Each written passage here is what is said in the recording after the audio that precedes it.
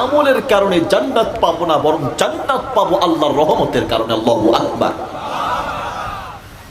যদি আমার উপরে আল্লাহ দয়া করেন, ভালোবাসেন, যদি তার ভালোবাসা, দয়া, মোহাব্বত, অনুগ্রহ আমি নবীর উপরে থাকে, তবেই আমি জান্নাত পাবো। পৃথিবীর কোন ব্যক্তি তার আমল দেখিয়ে জান্নাত পাবে না। তাহলে এত অহংকার কিসের করছেন?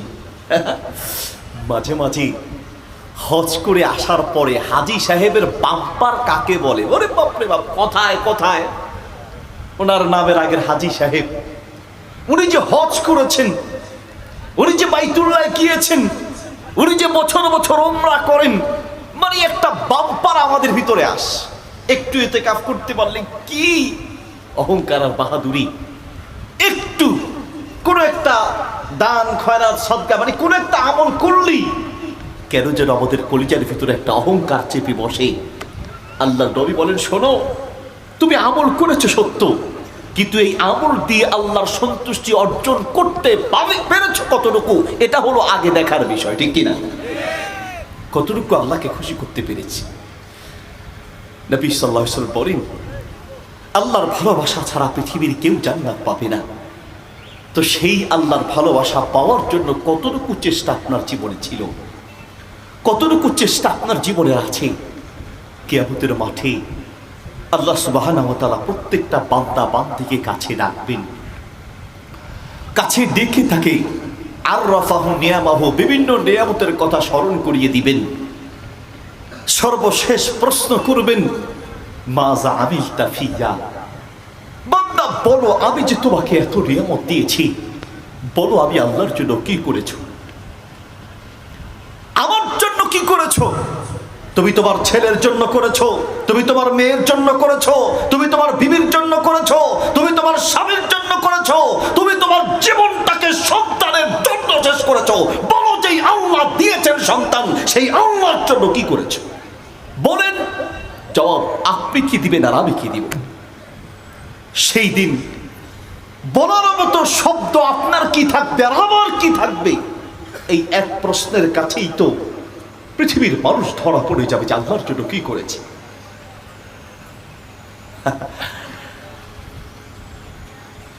একজন আলিম মাওয়া আল মাওয়াইজুল হাসানা, একটা আরবি প্রবন্ধ আছে, তো সেখানে তিনি উল্লেখ করেছেন, পৃথিবীর প্রত্যেকটা ব্যবসায়ী রাতে ঘুমানোর আগে ব্যবসার হিসাব মিলিয়ে রাতে ঘুমায়। আমার ভাষা কি বুঝেন আপনারা? ভাই আমার কথায় করে সুর নেই, রং নেই, ঢং নেই, ছন্দ নেই, তাল নেই, কিন্তু প্রত্যেকটা কথায় কলিজার ভালোবাসা আছে। স্টেজে উঠার আগে আল্লাহর কাছে দোয়া করতে করতে উঠি, রব মুখ দিয়ে এমন কথা বের হওয়ার তৌফিক দাও যেন আমার কথাগুলো মানুষের কলিজা পর্যন্ত পৌঁছায়।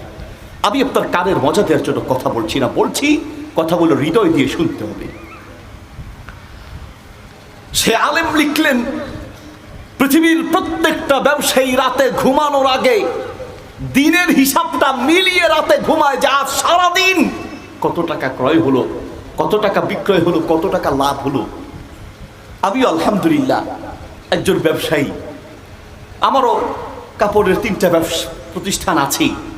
আলহামদুলিল্লাহ রাতে ম্যানেজার ঘুমানোর আগে হোয়াটসঅ্যাপে হিসাবটা পাঠায়, আমার মোবাইলে সফটওয়্যারে হিসাব আছে, রাতে ঘুমানোর আগে সফটওয়্যার একটু হিসাবটা দেখে ঘুমাই, কত টাকা বিক্রি হলো আজ। পৃথিবীর প্রত্যেকটা ব্যবসায়ী রাতে ঘুমানোর আগে হিসাব মিলিয়ে ঘুমায়, আর তুমি একজন আখিরাতের ব্যবসায়ী, রাতে তোমার আমলের হিসাব না মিলিয়ে তুমি ঘুমাও কি করে? কথা বুঝাতে পারি নেই? মানে একজন সামান্য দুনিয়ার ব্যবসায়ী যদি তার রাতে ঘুমানোর আগে ব্যবসা মিলিয়ে ঘুমায়, হিসাব মিলিয়ে ঘুমায়, তো তোমার হিসাবটা কোথায়? হাসিবু ক্বাবলা আন তুহাসাবু। ওমর রাদিয়াল্লাহু আনহু বলেন, মুসনাদ আহমদ হাদিস আছে, আত-তারগিব ওয়াত তারহিব কিতাব হাদিসটি আছে, হাসিবু ক্বাবলা আন তুহাসাবু। কিয়ামতের মাঠে আল্লাহ তোমার হিসাব নেওয়ার আগে দুনিয়ায় তোমার নিজের হিসাবটা তুমি একটু মিলাও।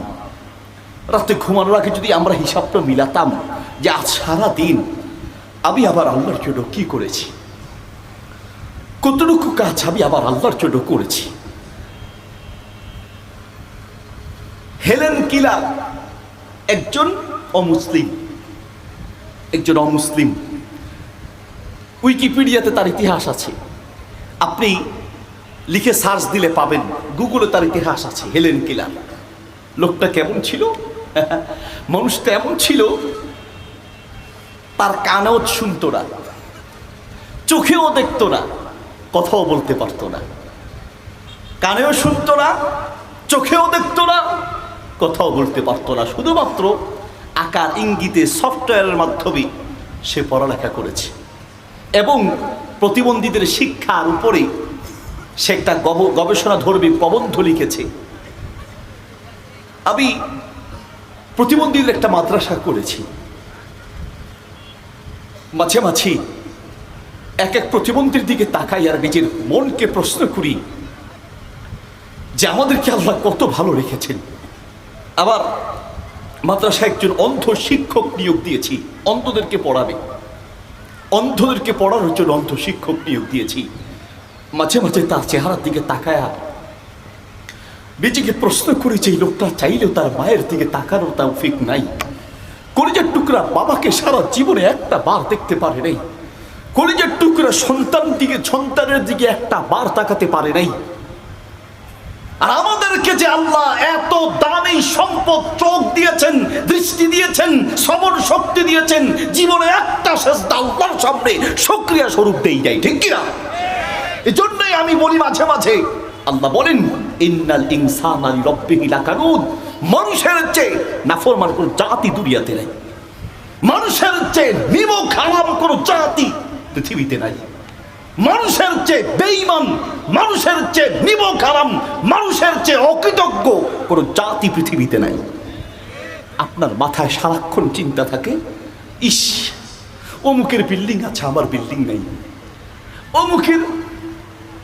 অমুকের ব্যবসা আছে, আমার নাই। অমুকের এত টাকা, আমার নাই। অমুকের চেহারা এত সুন্দর, আমার নাই। আপনি শুধু উপরের দিকে তাকান।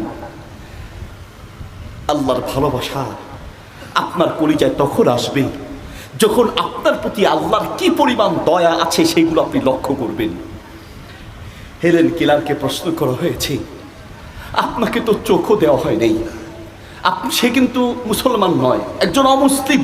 তাকে বলছে যে স্রষ্টা আপনাকে চোখ দেয় নেই, কান দেয় নেই, তো আপনি যে এত কিছু হারিয়ে পৃথিবীতে চলছেন, স্রষ্টার প্রতি আপনার রাগ, আপনার কোনো অভিযোগ আছে কিনা?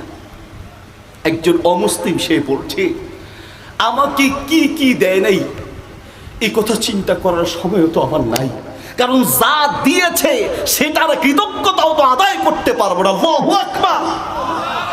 আরে কি পাই নাই, কি দেয় নাই সেটা তো পরের কথা, যা দিয়েছে তার শুকরিয়া কোথায় তোমার, বলো।